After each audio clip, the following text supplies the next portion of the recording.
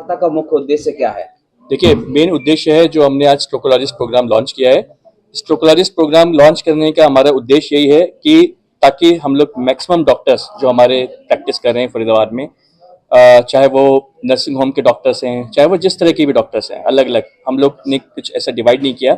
उन सबको हम लोग ने कोशिश कर रहे हैं कि वो हम उनको एक एक प्रोग्राम के तहत प्रॉपर तरीके से एजुकेशन मतलब मैं नहीं कह रहा हूँ कि एजुकेशन हम उनको एजुकेट कर रहे हैं, मतलब लर्निंग, वो लर्निंग के तहत हम पेशेंट्स को उनको उनको बता सकें कि स्ट्रोक के सिम्टम्स हम कैसे अर्ली पहचान पाएं, क्या हमारे पास नई तकनीक है जिससे पेशेंट को हम ट्रीट कर सकें और क्या एडवांसमेंट्स विद टाइम आ रहे हैं।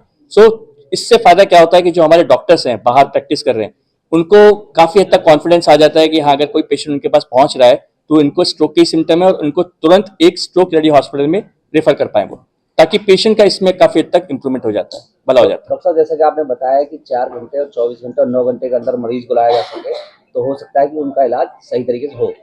मोरंगा हॉस्पिटल का क्या वो है आपके पास रिकॉर्ड, की कितने लोगों का सही तरीके से प्रॉपर वे में सही समय पर इलाज हो गया है देखिए आपके माध्यम से? देखिए, बहुत हम लोग ने जो कॉमनली इलाज किया है वो, अगर मैं विंडो पीरियड की बात करूं तो हमारे पास लगभग मंथ में 5 से 6 पेशेंट्स आराम से आ जाते हैं, जिनको हम लोग विद इन 3 आवर्स 4 आवर्स में पेशेंट आते हैं, जिनमें हम लोग वो दवाई यूज कर पाते हैं।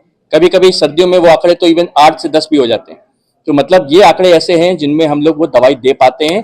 अगर मैं इनकी सक्सेस रेट की बात करूं तो लगभग मैं आंकड़ों के हिसाब से कह सकता हूं कि हाँ, सम अराउंड 50 से 60% ऐसे पेशेंट है, 50% कि वो बहुत हद तक रिकवर कर जाते हैं अगले कुछ हफ्तों में। इवन नेक्स्ट 72 आवर्स में अगर पेशेंट्स को हम लोग टाइमली दवाई दे पाते हैं तो उनकी रिकवरी लगभग 60 से 70% हमें दिखती है। डॉक्टर साहब, आप इस तरह फिट रहना हो तो क्या करें?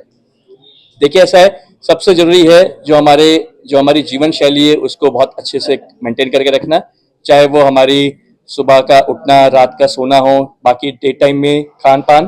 और आज के डेट में स्ट्रोक के अगर मैं रिस्क फैक्टर्स की बात करें तो ठीक है, सबको पता है शुगर, ब्लड प्रेशर, हार्ट की प्रॉब्लम, ये सारी चीजें रिस्क फैक्टर्स हमेशा स्ट्रोक की होती है।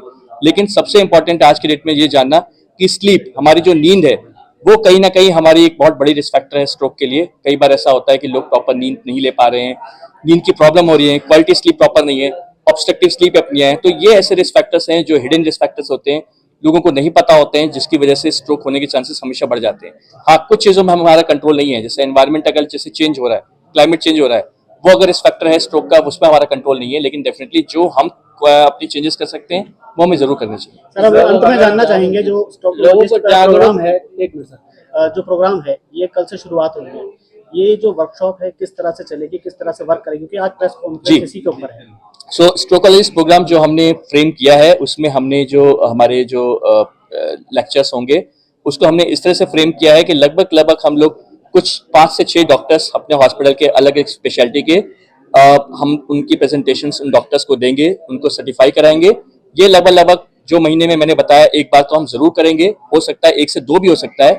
वो लगभग 1 दिन का प्रोग्राम 3 से 4 घंटे का चलेगा, 3 आवर्स का, और at the end of the day उनको प्रॉपर सर्टिफाइड मिलेगा कि ये स्ट्रोकोलॉजिस्ट प्रोग्राम में हाँ वो आए और उन्होंने कुछ नॉलेज गेन किया। अगर अचानक किसी को हार्ट अटैक मतलब ऐसी सिचुएशन में लेके आ रहा है तो अगर आसपास क्लिनिक नहीं है तो कुछ है होम रेमेडी जो वो एट अ टाइम कर सकते हैं? देखिए, सबसे इम्पोर्टेंट है कि अगर मैं स्ट्रोक की बात करूं, पैरालिसिस की, तो पैरालिसिस में तो सबसे इम्पोर्टेंट है कि कभी भी खुद से कोई दवाइयां रेमेडी नहीं लेनी चाहिए, क्योंकि जैसे मैंने बताया कि आपको नहीं पता कि ब्रेन के अंदर वो ब्लॉकेज है कि ब्लीडिंग हुई है।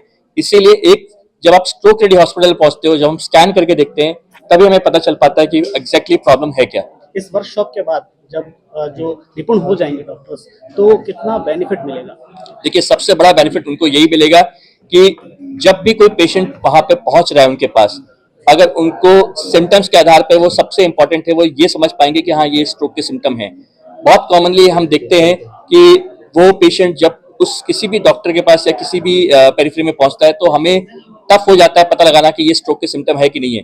24 घंटे के बाद पता चल पाता है नहीं ये सिम्टम्स इंप्रूव नहीं कर रहा, तब हमें पता चलता नहीं इनको तो स्ट्रोक हो गया। ऐसे स्ट्रोकोलॉजिस्ट प्रोग्राम में हमारी कोशिश यही रहेगी उनको इतना निपुण कर पाना कि पेशेंट वहां पहुंचे और तुरंत उनको अपने सेंस से, नॉलेज से पता लगा सके कि स्ट्रोक है, और ताकि फर्स्ट एड देके तुरंत एक स्ट्रोक रेडी हॉस्पिटल में पेशेंट को भेजा सके। लेने आएंगे वो फरीदाबाद के ही डॉक्टर रहेंगे या अभी एनसीआर के रहेंगे? देखिए, अभी हमने अपने फर्स्ट फेज में तो सबसे स्टार्टिंग हमने फरीदाबाद से की है, लेकिन हाँ हमारा एम यही है कि फरीदाबाद के आसपास जैसे पलवल हो गए, होडल हो गए, आसपास के जो हमारे रीजन है उनको भी डॉक्टर्स को हमारे बुलाने का प्लान है, लेकिन फर्स्ट गो में सबसे इंपॉर्टेंट है हम अपने फरीदाबाद डिस्ट्रिक्ट में पेशेंट्स को, डॉक्टर्स को कवर कर सकें।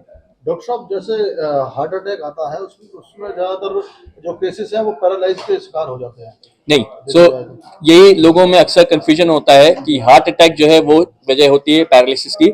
हार्ट अटैक जो है वो दिल की बीमारी है, जो पैरालिसिस है वो दिमाग की बीमारी है। हाँ, एक पेशेंट को जिसको पैरालिसिस हुआ हो वो हार्ट अटैक भी हो सकता है, लेकिन हर हार्ट अटैक की वजह से पैरालिसिस नहीं होती, वो अलग चीज है, वो अलग चीज है।